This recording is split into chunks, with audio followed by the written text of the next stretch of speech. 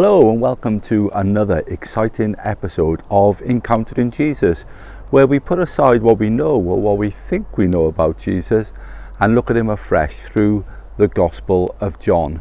And last time we looked at Jesus pointing to his authority as God's Son, and he pointed to numerous witnesses.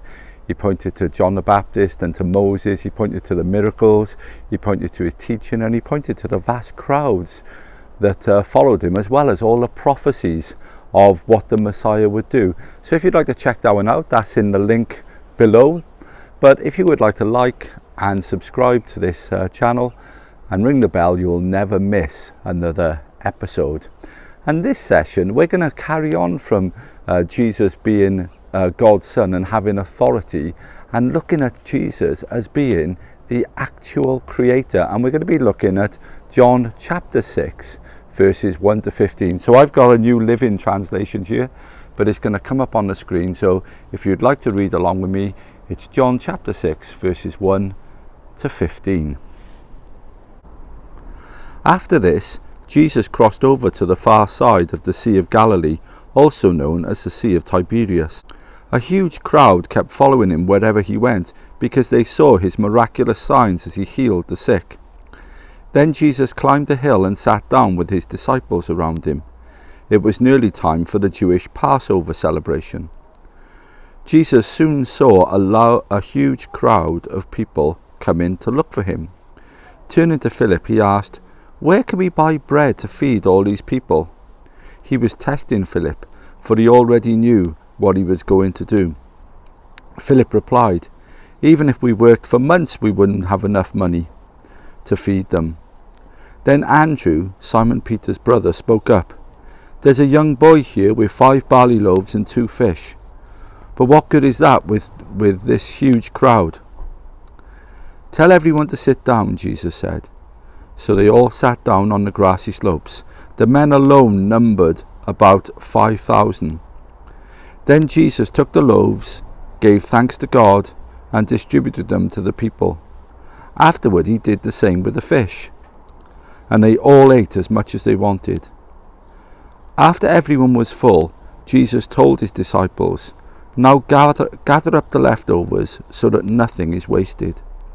So they picked up the pieces and filled 12 baskets with scraps left by the people who had eaten from the 5 barley loaves. When the people saw him do this miraculous sign, they exclaimed, "Surely he is the prophet we have been expected." And when Jesus saw that they were ready to force him to be their king, he slipped away into the hills by himself. You know, sometimes we're faced with impossible situations. How often are we looking at the news and we see events in Syria or events in Yemen, and we see people starving and people in poverty, and it is just so overwhelming that we just haven't got a clue what to do with all these people, because the situation is almost impossible, and we sort of struggle with, how are we going to sort this out?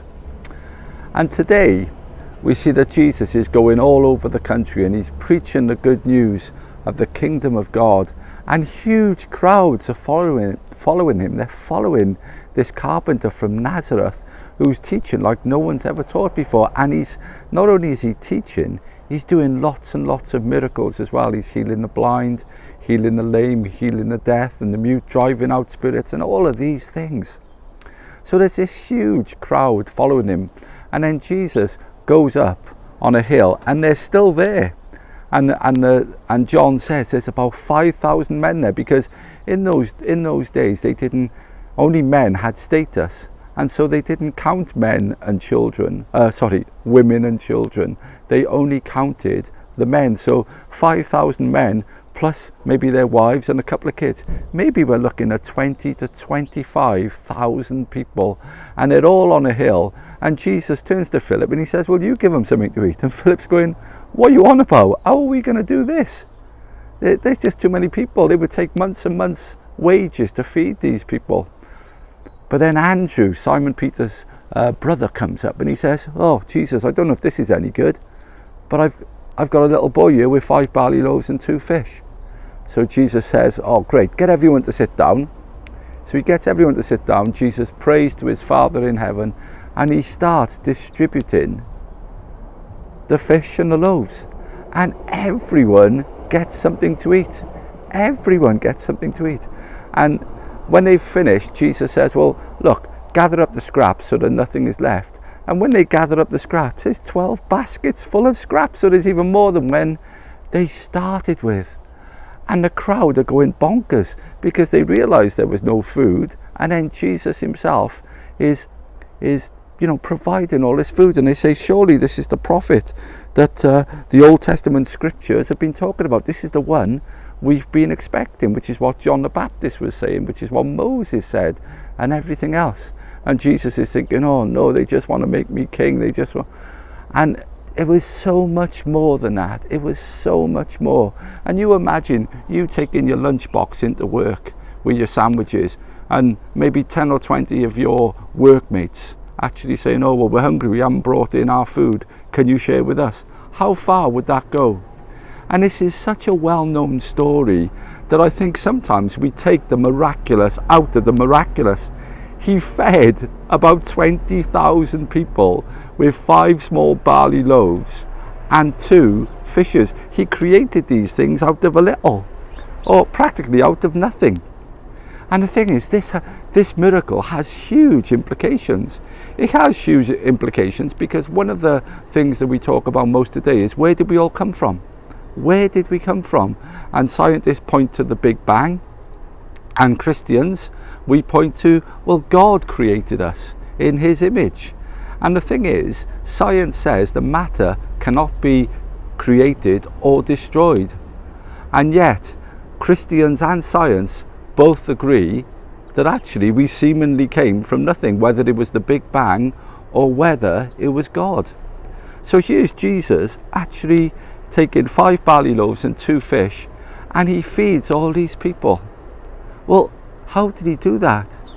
He did it because it harks back to what we talked about right in session 1, to Jesus in the beginning being with God and God creating everything through Jesus.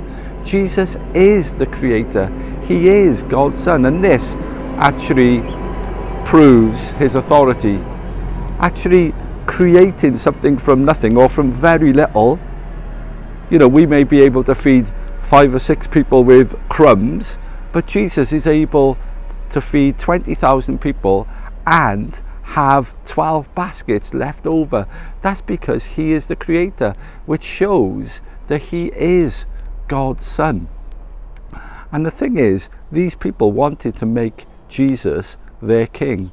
And when you look at this miracle afresh now through encountering Jesus, how does it make you feel? Does it make you look at Jesus in a different way? Are you willing to make Jesus your king? And so, as always, we come to our points of reflection. What do you know now that you didn't know about Jesus before? How has this changed your opinion of him? And what other questions, and these are big questions, what other questions has this raised? What is the relevance of the rest of the Old Testament, the rest of the Bible, the rest of Genesis, in view of this miracle, in view of Jesus creating everything that he did? And as always, you can read this in this Encountering Jesus book, and you can write down your answers, make notes, and all sorts of answers. But you don't have to get this book. It's available from our website. But you could just carry on tuning in to the Encountering Jesus session. Well, that's it. And once again, I haven't touched my cup of coffee. I got a sec. Oh. I hope this has raised questions as to who Jesus really is. And we look forward to seeing you next time. But again, if you want to like and subscribe to the channel, ring the bell, you'll never miss another episode. Unlike me missing my cup of coffee. So until we meet next time, goodbye.